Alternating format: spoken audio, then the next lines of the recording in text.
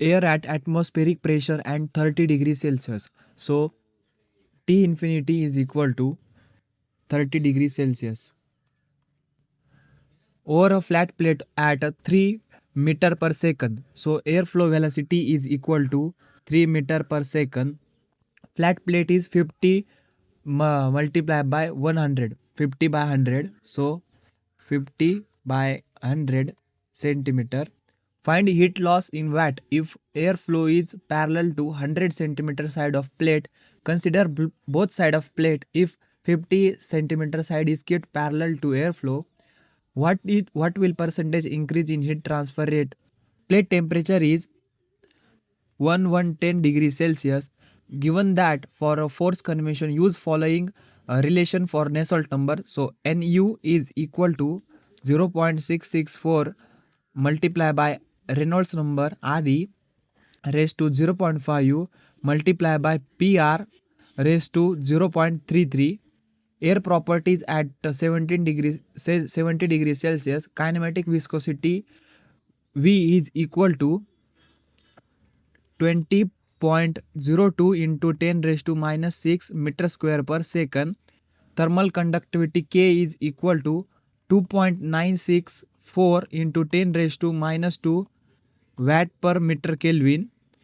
Specific heat Cp is equal to 1.009 kilojoule per kg Kelvin, and dynamic viscosity mu is equal to 20.6 into 10 raised to minus 6 Newton second per meter square.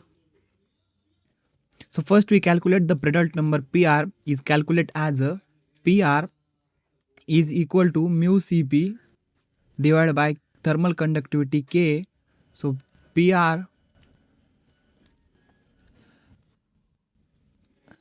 the mu is 20.6 into 10 raised to minus 6 multiplied by Cp is 1009 and thermal conductivity is 2.964 into 10 raised to minus 2.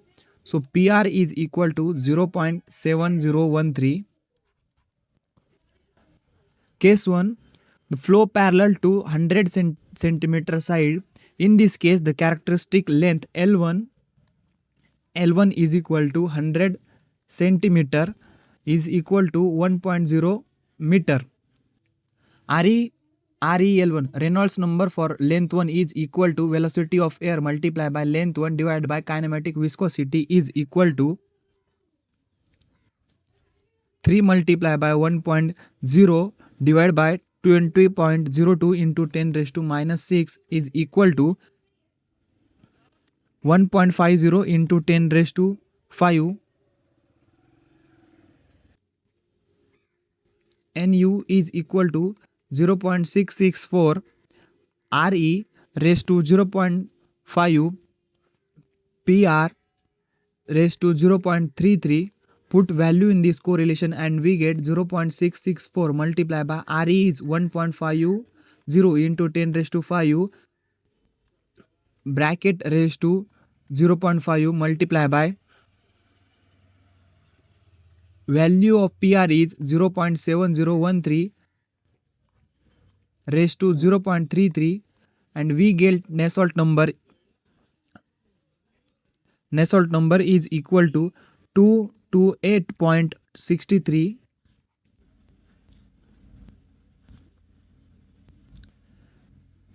The heat transfer coefficient H1 is equal to H1 multiplied by Nusselt number length 1 multiplied by thermal conductivity K divided by length 1 is equal to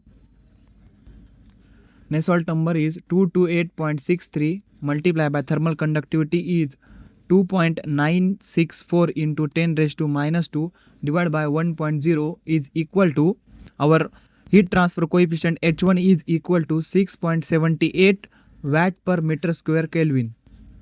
So Q1 is equal to H1 multiplied by AS multiplied by TS minus T infinity is equal to 6.78 into 10 raised 1 into 1.0 into 110 minus 30. So Q1 is equal to 542.13 watt. Next is flow parallel to the short side.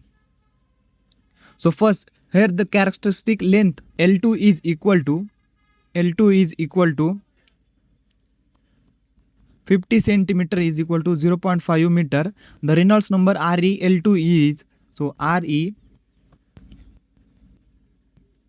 ReL2 is equal to air velocity length divided by kinematic viscosity is equal to 3 multiplied by 0.5 divided by 20.02 into 10 raised to minus 6 is equal to ReL2 is equal to 7.49 into 10 raised to 4, and Nusselt number L2 NuL2 is equal to 0.644 into Re raised to 0.5 multiplied by Pr raised to 0.33 is equal to 0.644 multiplied by Re is 7.49 into 10 raised to 4 raised to 0.3 multiplied by Pr.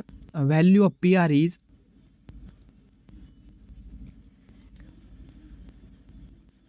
0.7013 raised to 0.33. So Nusselt number for length 2 is equal to 161.67. Next, the average heat transfer coefficient H2. So H2 is equal to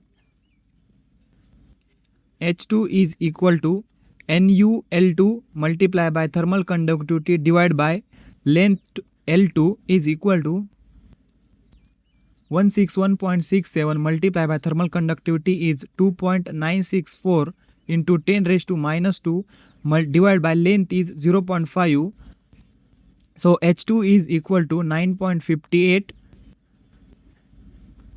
watt per meter square Kelvin. So heat loss from the both side is calculated as the surface area remain AS is equal to 1.0 meter square, and Q2 is equal to